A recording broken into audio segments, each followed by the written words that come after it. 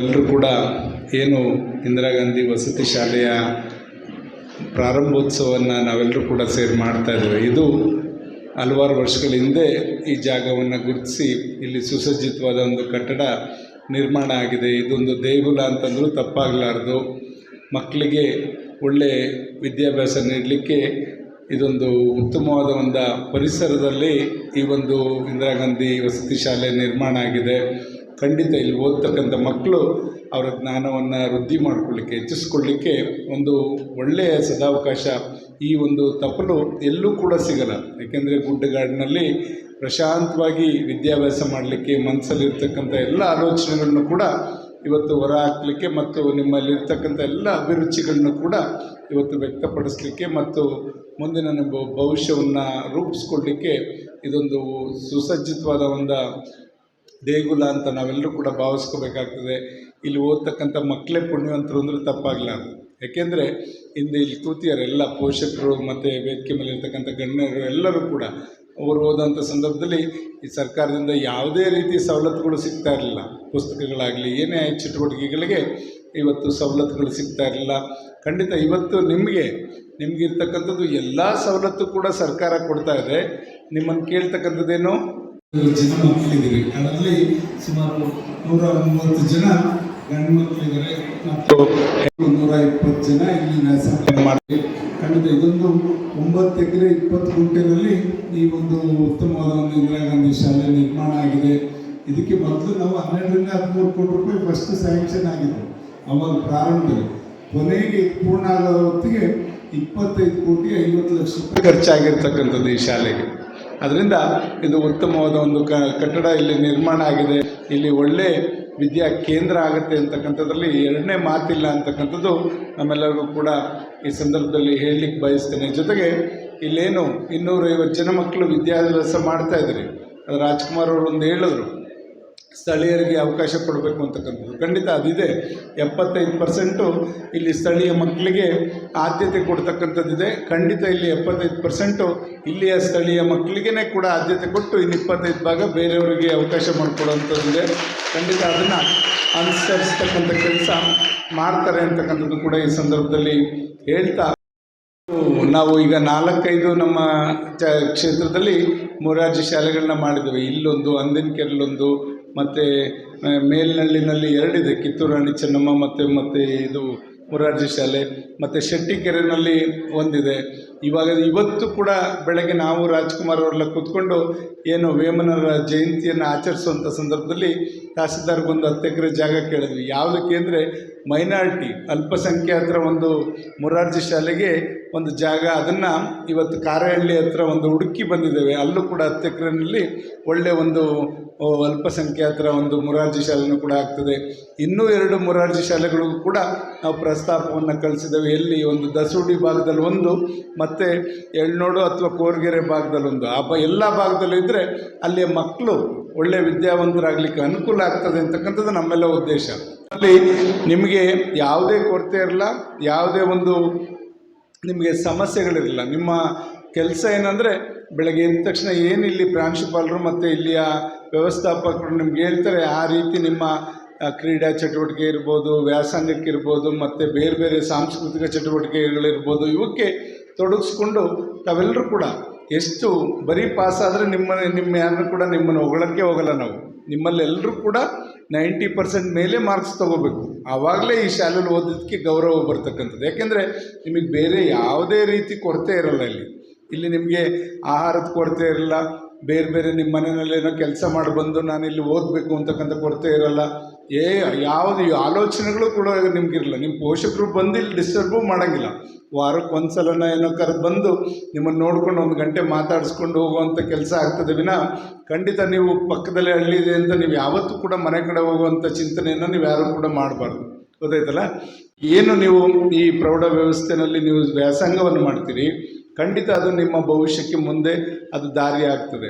ಪ್ರೌಢ ಶಿಕ್ಷಣ ಹಂತದಲ್ಲಿ ನೀವೇನು ಕಲಿತೀರಿ, ನಿಮ್ಮ ಶಿಕ್ಷಕರು ನಿಮ್ಗೇನು ಕಲಿಸ್ತಾರೆ, ಖಂಡಿತ ಅದು ಕೊನೆಯವರೆಗೂ ಕೂಡ ಅದು ನಿಮ್ಮ ಜೀವನದಲ್ಲಿ ಅದೊಂದು ಮಾರ್ಗವಾಗ್ತದೆ ಅಂತಕ್ಕಂಥದ್ದನ್ನ ನಾನು ಈ ಸಂದರ್ಭದಲ್ಲಿ ಹೇಳಲಿಕ್ಕೆ ಬಯಸ್ತೇನೆ. ಇಲ್ಲಿ ಓದಿದಂಥವ್ರು ರಾಜ್ಕುಮಾರ್ ಹೇಳಿದ ರೀತಿಯಲ್ಲಿ ಖಂಡಿತ ಯಾವುದೋ ಒಂದು ಕಟ್ಟಡ, ಸರ್ಕಾರಿ ಕಟ್ಟಡದಲ್ಲಿ ನಾವು ಅಧಿಕಾರಿಗಳ ಜೊತೆ ಚರ್ಚೆ ಮಾಡ್ಬೋದು. ಇಲ್ಲಿ ಕೂತಿರ್ತಕ್ಕಂಥವ್ರು ಯಾವ್ಯಾವ ವೃತ್ತಿಗೆ ಹೋಗ್ತಿರೋ ಗೊತ್ತಿಲ್ಲ, ನಿಮ್ಮ ಭವಿಷ್ಯಗಳು ಏನೇನು ಅಡಗಿದೆಯೋ ಗೊತ್ತಿಲ್ಲ, ನಿಮ್ಮಲ್ಲಿರ್ತಕ್ಕಂಥ ಪ್ರತಿಭೆನ ನೀವು ಹೊರ ಇರ್ತಕ್ಕಂಥ ಆಸಕ್ತಿನ ಗುರುತಿಸಿ ಇಲ್ಲಿ ಶಿಕ್ಷಕರು ನಿಮ್ಗೆ ಅದಕ್ಕೆ ಉತ್ಸಾಹನ ನೀಡ್ತಕ್ಕಂಥದ್ದು, ಪ್ರೋತ್ಸಾಹವನ್ನು ನೀಡ್ತಕ್ಕಂಥ ಕೆಲಸವನ್ನು ಮಾಡಲಿ ಅಂತಕ್ಕಂಥದ್ದು ಕೂಡ ಈ ಸಂದರ್ಭದಲ್ಲಿ ಹೇಳ್ತಾ, ಇವತ್ತು ನಾವೆಲ್ಲ ತುಂಬ ಮನಸ್ಸಿಂದ ಈ ಒಂದು ಕಟ್ಟಡವನ್ನು ಉದ್ಘಾಟನೆ ಮಾಡಿದ್ದೇವೆ. ಇಲ್ಲಿ ಆಗಬೇಕಾಗಿರೋ ಕೆಲಸಗಳು ಏನೇನಿದೆ ಎಲ್ಲದನ್ನು ಕೂಡ ದಯಮಾಡಿ ಇವತ್ತು APMC ಮಾರ್ಕೆಟು ಕೂಡ ಆಗಬೇಕು ಅಂತ ಖಂಡಿತ ಅದಕ್ಕೆ ಜಾಗವನ್ನು ಅಧ್ಯಕ್ಷರೆಲ್ಲ ಒದಗಿಸ್ಕೊಟ್ರೆ ಅದನ್ನು ಕೂಡ ನಾವು APMCಯಿಂದ ಮಾಡಿಸ್ಲಿಕ್ಕೆ ಮುಂದಾಗ್ತವೆ ಅಂತಕ್ಕಂಥದ್ದು. ಮತ್ತು ಇಲ್ಲಿ ನಮ್ಮಲ್ಲಿ ಇಲ್ಲಿ ಟೂರಿಸಮ್ ಪ್ಲೇಸ್ಗಳಿದೆ, ಈಗಾಗಲೇ ಬರ್ಕೊಟ್ಟಿದ್ದೇವೆ ನಾವು. ನಮ್ಮ ಏನು ತೀರ್ಥರಾಮೇಶ್ವರ ವಜ್ರ ಇರ್ಬೋದು, ಮತ್ತು ರಾಂಪುರದ ದೇವಸ್ಥಾನ ಇರ್ಬೋದು, ಶಿರ್ಡಿಯ ಬಸವಣ್ಣನ ದೇವಸ್ಥಾನ ಇರ್ಬೋದು, ಸುತ್ತಕಣಿವೆ ಇರ್ಬೋದು, ಮತ್ತು ಇಲ್ಲಿ ಒಂದು ಡ್ಯಾಮ್ನು ಮಾಡಬೇಕು ಅಂತಕ್ಕಂಥದ್ದು ಕೂಡ ಆಲೋಚನೆ ನಮಗಿದೆ. ಎಲ್ಲಿ ಇದು ಗಿಣಿ ವಜ್ರದ ಹತ್ರ ಒಂದು ಡ್ಯಾಮ್ನ ನಿರ್ಮಾಣ ಮಾಡಿ ಅದ್ರ ಮುಖಾಂತರ ಎರಡೂ ಪಂಚಾಯತಿಗೆ ಯಾವತ್ತೂ ಕೂಡ ನೀರಿನ ಕೊರತೆ ಬರಬಾರ್ದು. ರಾಮನಹಳ್ಳಿ ಪಂಚಾಯತಿ, ತೀರ್ಥಪುರಕ್ಕೆ ಅಲ್ಲಿಂದ ಕುಡಿಯೋ ನೀರಿನ ವ್ಯವಸ್ಥೆನೂ ಕೂಡ ಮಾಡಬೇಕು. ಮತ್ತು ಅಲ್ಲಿ ಮಿನಿ ಝೂ ಎಲ್ಲ ಮಾಡಿ ಅದೊಂದು ಟೂರಿಸಮ್ ಸ್ಪಾಟ್ ಮಾಡಿದ್ರೆ ಖಂಡಿತ ಆಕರ್ಷಣೀಯ ಸ್ಥಳ ಆಗ್ತದೆ. ಈ ಭಾಗಕ್ಕೆ ಹೆಚ್ಚಿನ ಒಂದು ಬೇಡಿಕೆಗಳು ಕೂಡ ಬರಲಿಕ್ಕೆ ಸ್ಟಾರ್ಟ್ ಆಗುತ್ತೆ. ಮತ್ತು ಇಲ್ಲಿಯ ಒಂದು ಎಲ್ಲ ಒಂದು ಇಲ್ಲಿ ರೈತರಿಗೂ ಕೂಡ ಒಂದು ಅಭಿವೃದ್ಧಿಗೆ ಅನುಕೂಲ ಆಗ್ತದೆ, ಆರ್ಥಿಕ ಮಟ್ಟವನ್ನು ಹೆಚ್ಚಿಸ್ಕೊಳ್ಳಿಕ್ಕೆ ಅಂತಕ್ಕಂಥದ್ದು ಕೂಡ ಆಲೋಚನೆ ಇದೆ. ಮತ್ತು ಇವತ್ತು ನಮ್ಮ ಮೈನಿಂಗಲ್ಲಿ ಹಿಂದೆ 12-13 ವರ್ಷದಿಂದ ನಾವೆಲ್ಲ ಒಂದು ಪ್ಲ್ಯಾನ್ ಮಾಡಿದ್ವಿ. ಎಲ್ಲೆಲ್ಲಿ ಗಣಿಗಾರಿಕೆಯಿಂದ ತೊಂದರೆ ಆಗಿರ್ತಕ್ಕಂಥ ಪ್ರದೇಶಗಳಿಗೆ ಅಲ್ಲಿಗೆ ಅನುಕೂಲ ಮಾಡಬೇಕು, ಅಲ್ಲಿ ರಸ್ತೆ ಸೌಕರ್ಯಗಳು ಕೊಡಬೇಕು ಅಂತಕ್ಕಂಥದ್ದು. ಈಗಾಗಲೇ ಅದರಲ್ಲಿ ನಮ್ಗೆ ಈಗಾಗಲೇ ಅನುಮೋದನೆ ಆಗಿ ಇಲ್ಲಿಗೆ ಈಗ ಕೆಲಸಗಳು ಕೂಡ ಬಂದಿದೆ. ಕಾತ್ರಕಾಳಿಂದ ತೀರ್ಥಪುರಕ್ಕೆ ಹೋಗ್ತಕ್ಕಂಥ ರಸ್ತೆ ಎಲ್ಲದೂ ಕೂಡ ಅನುಮೋದನೆ ಆಗಿದೆ. ಮತ್ತು ಇಲ್ಲಿ ಮದ್ಲಿಮಡಿ ಕ್ರಾಸಿಂದ ತಿಮ್ಮನಹಳ್ಳಿಗೆ ಹೋಗ್ತಕ್ಕಂಥ ರಸ್ತೆ ಎಲ್ಲದನ್ನು ಕೂಡ ಈಗ ಎಲ್ಲ ಸಿಮೆಂಟ್ ರಸ್ತೆಗಳಾಗ್ತದೆ. ಖಂಡಿತ ಉತ್ತಮವಾದ ರಸ್ತೆ ಆಗ್ತದೆ. ಈ ರಸ್ತೆ ಏನಿದೆ, ನಾವು ಚಿಕ್ಕನಾಯಕನಹಳ್ಳಿಯಿಂದ ಅಂಗನವಾಡಿ ಹೋಗೋ ರಸ್ತೆ ಮಾಡಿಸಿ ಸುಮಾರು 10 ವರ್ಷದ ಮೇಲಾಗಿರ್ಬೇಕು.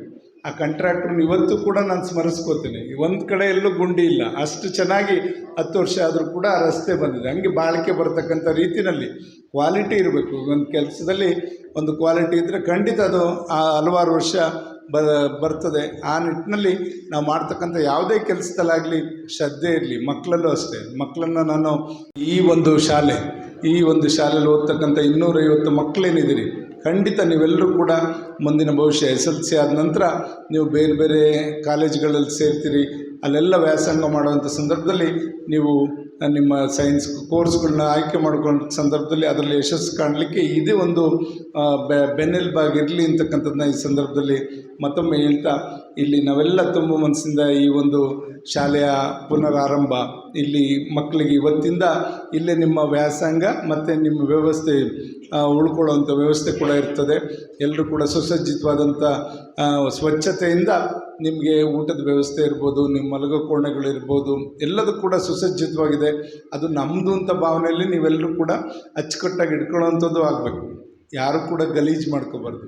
ನೀವು ನಿಮ್ಮ ಬಿಹೇವಿಯರು, ನಾನು ಕೂಡ 10 ವರ್ಷ ಹಾಸ್ಟೆಲ್ ಓದ್ದವನು. ನಮ್ಮ ಬಟ್ಟೆ ನಾವೇ ಒಕ್ಕೋಬೇಕು, ನಮ್ಮ ಬಟ್ಟೆ ನಾವೇ ಇಸ್ತ್ರಿ ಮಾಡ್ಕೋಬೇಕು, ನಮ್ಮ ಹೊದಿಕೆಯನ್ನು ನಾವೇ ಮಡಿಸ್ಕೋಬೇಕು. ಇದೆಲ್ಲ ಕಲಿಯೋದಕ್ಕೆ ಹಾಸ್ಟೆಲಿದ್ದರೆ ಅದೆಲ್ಲ ರೂಢಿ ಆಗ್ತದೆ. ಇದು ಶಿಸ್ತು ರೂಢಿ ಆದರೆ ನಿಮ್ಮ ಭವಿಷ್ಯದಲ್ಲಿ ಮುಂದೆ ಯಾರ ಮೇಲೂ ಕೂಡ ನೀವು ಅವಲಂಬಿತರಾಗಿರೋದಿಲ್ಲ. ನೀವು ನಿಮ್ಮದು ಕೆಲಸವನ್ನು ನೀವೇ ಮಾಡ್ಕೋಬೇಕು. ಮಾಡಿಕೊಂಡ್ರೆ ಒಳ್ಳೆಯದು, ಆರೋಗ್ಯವಾಗಿರ್ತೀವಿ. ಯಾಕೆಂದರೆ 30-40 ವರ್ಷ ಆದಮೇಲೆ ಇವತ್ತೆಲ್ಲ ಫೀಲ್ಡಲ್ಲಿ ವಾಕ್ ಮಾಡೋವಂಥವ್ರನ್ನೆಲ್ಲ ನೀವು ನೋಡ್ತಾ ಇದ್ದೀರಿ. ಯಾಕೆ ಎಲ್ಲ ಶುಗರು, BP ಮತ್ತೊಂದು ಕಾಯಿಲೆಗಳಿಗೆ, ರೋಗ ರುಜಿನಗಳಿಗೆ ಅವರು ತುತ್ತಾಗಿ ಅದಕ್ಕೆ ಆಯಾಸ ಪಡ್ತಕ್ಕಂಥದ್ದು ಆಗಬಾರ್ದು. ಈಗಿನ ಮಕ್ಕಳು ಪ್ರಾರಂಭದಿಂದಲೇ ನಮ್ಮ ಆರೋಗ್ಯವನ್ನು ನಾವು ಕಾಪಾಡಿಕೊಂಡ್ರೆ ಖಂಡಿತ ಮುಂದೆ ನೀವು ಒಳ್ಳೆಯ ವೃತ್ತಿಯಲ್ಲಿದ್ದಾಗ ಆರೋಗ್ಯ ಸರಿ ಇಲ್ಲದೆ ಇದ್ದರೆ ಉಪಯೋಗ ಇಲ್ಲ. ಎರಡನ್ನೂ ಜೊತೆಯಲ್ಲಿ ಆರೋಗ್ಯ, ಆರ್ಥಿಕ ಪರಿಸ್ಥಿತಿ ಮತ್ತು ನಿಮ್ಮ ಒಂದು ವೃತ್ತಿ 3 ಕೂಡ ಜೊತೆಯಲ್ಲೇ ಇದ್ದರೆ ಖಂಡಿತ ನೀವು ಒಂದು ಉತ್ತಮವಾದ ಒಂದು ಜೀವನವನ್ನು ಸಾಗಿಸ್ಲಿಕ್ಕೆ ಸಾಧ್ಯ ಆಗ್ತದೆ ಅಂತಕ್ಕಂಥದ್ದನ್ನು ನಾನು ಈ ಸಂದರ್ಭದಲ್ಲಿ ಹೇಳ್ತಾ, ಏನು ಈ ಒಂದು ಕಟ್ಟಡವನ್ನು ನಿರ್ಮಾಣ ಮಾಡಿಕೊಟ್ಟಂಥ ಅಪೂರ್ವ ಕನ್ಸ್ಟ್ರಕ್ಷನ್ ಅವ್ರಿಗೂ ಕೂಡ ಅಭಿನಂದನೆ ಸಲ್ಲಿಸಿ, ಮತ್ತು ನಮ್ಮ ಕ್ರೈಸ್ನ ಇಂಜಿನಿಯರ್ಸು ಕೂಡ ನಿಂತು ಉತ್ತಮ ರೀತಿಯಲ್ಲಿ ಇದನ್ನು ಇನ್ನೂ ಕೂಡ ಸ್ವಲ್ಪ ಕೆಲಸಗಳಿದೆ. ರಸ್ತೆ ಮುಂದ್ಗಡೆ ರಸ್ತೆ ಸಿಮೆಂಟ್ ರಸ್ತೆ ಆಗಬೇಕು. ಜೊತೆಗೆ ಹಿಂದೇನು ಮಣ್ಣು ಜರುಗ್ತದೆ ಅಂತಕ್ಕಂಥದ್ದು ಒಂದಿದೆ ನಮಗೆ, ಅದಕ್ಕೆ ರಿಟೈನಿಂಗ್ ವಾಲ್ ಆಗ್ತಕ್ಕಂಥ ಕೆಲಸ ಆಗಬೇಕು. ಮತ್ತು ಆ ಕಡೆ ಪ್ರಾಣಿಗಳೇನು ಬರದ ರೀತಿಯಲ್ಲಿ ನೋಡ್ಕೊಳ್ಳೋಂಥದ್ದು. ನಾನು ಇವತ್ತು ಕೂಡ ತಹಸೀಲ್ದಾರ್ಗೆ ನಾವು ಮಾತಾಡಿ ಬಂದಿದ್ದೆ, ಮುಂದೆ 2 ಎಕರೆ ನಮಗೆ ಮಂಜೂರು ಮಾಡಿಕೊಡಿ, ಅದರಲ್ಲಿ ಅಲ್ಲಿ ಫೀಲ್ಡ್ ಮಾಡೋಣ ಅಂತಕ್ಕಂಥದ್ದು ಕೂಡ ಹೇಳಿದ್ವಿ. ಅದರ ಮುಂದೆ 2 ಎಕರೆನೂ ಕೂಡ ಸ್ಯಾಂಕ್ಷನ್ ಮಾಡಿಸ್ಕೊಡ್ತೇವೆ. ಅಲ್ಲಿ ಮುಂದೆ ಫೀಲ್ಡ್ ಆದರೆ ಇಲ್ಲಿಂದ ಮೆಟ್ಲನ್ನು ಮಾಡಿ ನೀವು ಈ ಆಡಿಟೋರಿಯಮಿಂದ ಎದುರುಗಡೆನೆ ಕೆಳಗಡೆ ಒಂದು 2 ಎಕರೆ ಮಾಡಿಕೊಂಡ್ರೆ ಖಂಡಿತ ನಿಮಗೆ ಕ್ರೀಡೆಗೆ ಮತ್ತು ಯಾವ್ಯಾವ ಆಚರಣೆಗಳೇನಿದೆ, ಇದು ಇಂಡಿಪೆಂಡೆನ್ಸ್ ಡೇ ಇರ್ಬೋದು, ಎಲ್ಲದನ್ನು ಕೂಡ ಆಚರಣೆ ಮಾಡಲಿಕ್ಕೆ ಅನುಕೂಲ ಆಗ್ತದೆ ಅಂತಕ್ಕಂಥದ್ದನ್ನ ನಾನು ಈ ಸಂದರ್ಭದಲ್ಲಿ ಹೇಳ್ತಾ ಇಲ್ಲಿ ತಮ್ಮ ಜೊತೆ ಕೆಲವು ಮಾತನ್ನ ಹಂಚ್ಕೊಡ್ಲಿಕ್ಕೆ ಮತ್ತು ಈ ಬಗರಕುಂದು ಕೂಡ ಹೇಳಿದ್ರು. ಈ ರೀತಿಯಲ್ಲಿ ನಾವು ಮಕ್ಕಳನ್ನು ಬೆಳೆಸ್ತಕ್ಕಂಥ ಕೆಲಸ ಇವತ್ತು ಪೋಷಕರು ಮತ್ತು ಶಿಕ್ಷಕರು ಮತ್ತು ಸಮಾಜ ಮಾಡೋಣ ಅಂತಕ್ಕಂಥದ್ದನ್ನ ಈ ಸಂದರ್ಭದಲ್ಲಿ ಹೇಳ್ತಾ ಇಲ್ಲಿ ತಮ್ಮೆಲ್ಲರ ಜೊತೆ ಕೆಲವು ಮಾತನಾಡಲಿಕ್ಕೆ ಮತ್ತು ಈ ಒಂದು ಕಾರ್ಯಾರಂಭದ ಕಾರ್ಯಕ್ರಮದಲ್ಲಿ ನಮ್ಮ ಜೊತೆ ಪಾಲ್ಗೊಳ್ಳಲಿಕ್ಕೆ ಅನುವು ಮಾಡಿಕೊಟ್ಟಂಥ ಸರ್ವರಿಗೂ ಮತ್ತು ಪ್ರೀತಿಯ ವಿದ್ಯಾರ್ಥಿಗಳಿಗೂ ವಂದಿಸಿ ನನ್ನ ಮಾತು ಮುಗಿಸ್ತೇನೆ. ಜೈ ಹಿಂದ್, ಜೈ ಕರ್ನಾಟಕ.